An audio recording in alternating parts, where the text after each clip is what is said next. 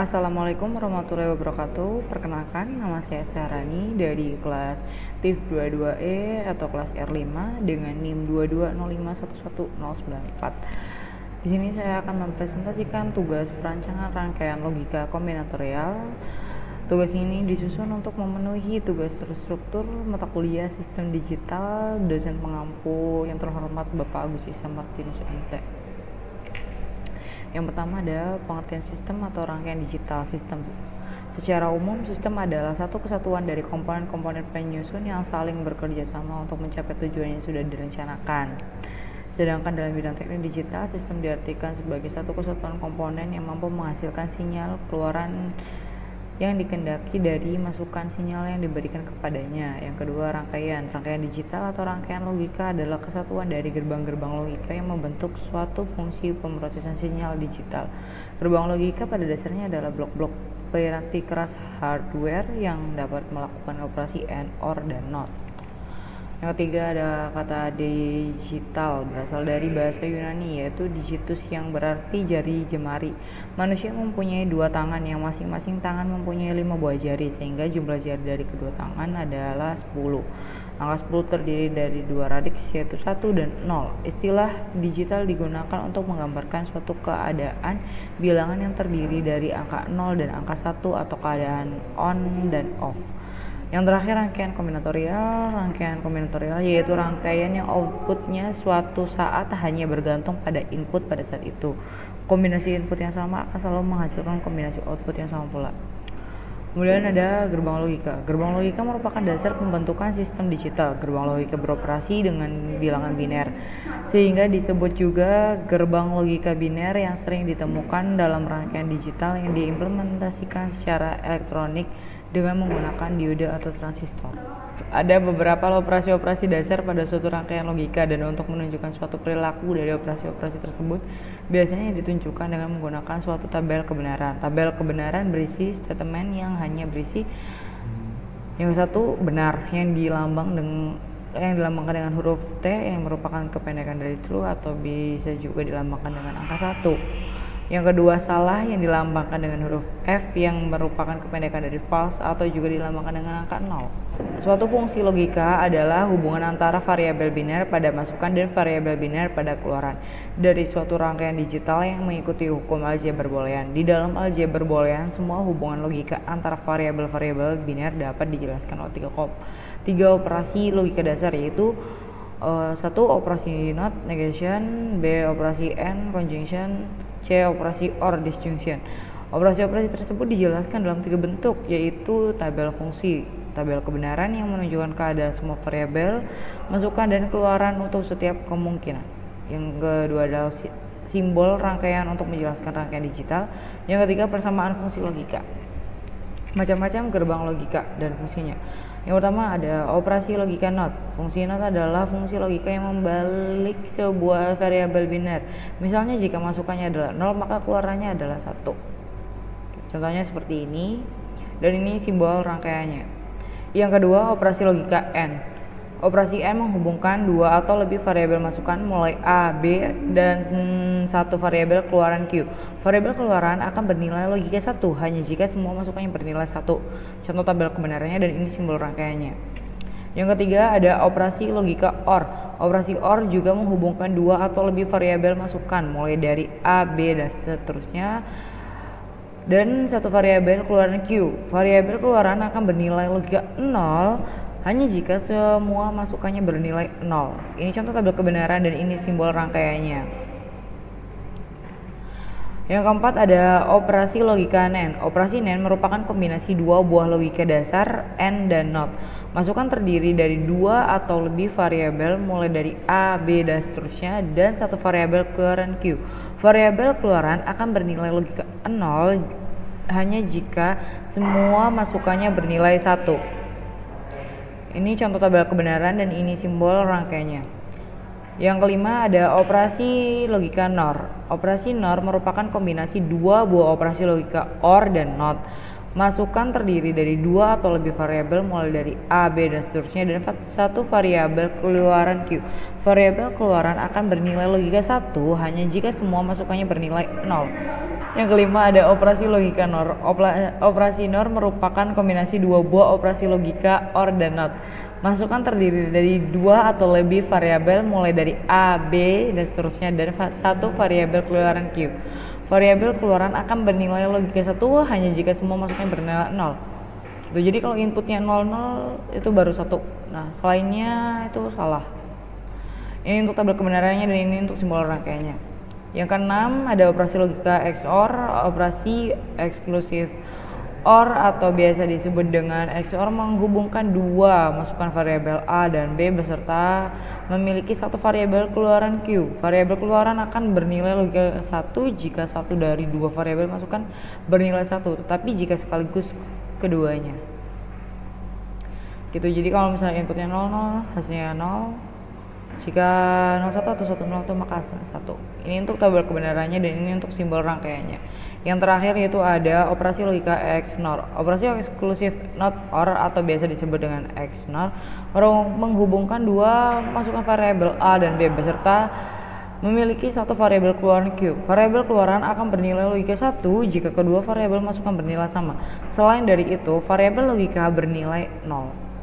Gitu. Jadi seperti ini. Ini untuk tabel kebenarannya dan ini untuk simbol rangkaiannya.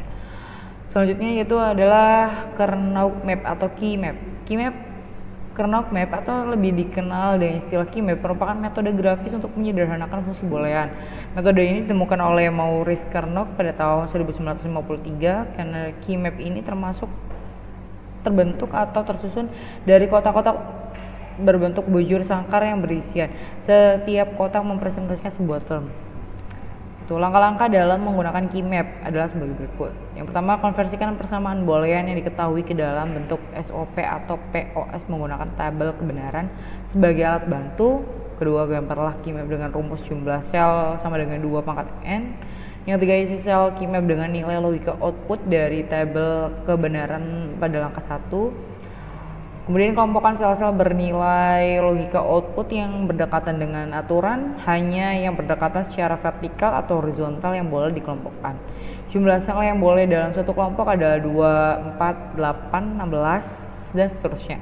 Mulai buat persamaan SOP atau POS baru sesuai dengan hasil pengelompokan sel. Buat rangkaian logika sederhana dari persamaan SOP atau POS pada langkah 5. Berikut contoh penyederhanaan fungsi boolean menggunakan key map. Gitu. Ini contoh dari S0 karakter saya. Kemudian yaitu aplikasi Logisim, aplikasi simulator logika. Nah, ini aplikasi software yang saya gunakan untuk membuat rangkaian logika kombinatorial. Nah, Logisim atau perangkat lunak simulator untuk sistem digital salah satunya yaitu Logisim. Logisim merupakan sebuah tool dalam pembelajaran untuk merancang dan mensimulasikan rangkaian gerbang logika digital. Logisim berbasiskan perangkat lunak freeware, artinya tidak memerlukan biaya untuk mendapatkannya. Dengan termuka toolbar yang cukup sederhana dan simulasi rangkaian sesuai dengan rangkaian yang dibuat cukup untuk memfasilitasi belajar konsep dari yang paling dasar yang terkait dengan rangkaian logika. Ini perancangannya. Untuk spesifikasinya yaitu membutuhkan 5 input atau saklar yaitu A, B, C, D, E. Saklar on sama dengan 1 dan saklar off itu 0. Saklar A sama dengan 0. Jika 1 maka akan blank. Output yang ditampilkan yaitu 15 karakter dengan display 16 segmen yang terdiri dari SO, S1, S2 dan seterusnya. Kemudian SA, SB, SC sampai SF. Ini untuk karakter yang saya tampilkan secara ini 06, 09, dan 04. Ini untuk tabel input output dari perancangan yang ingin saya buat.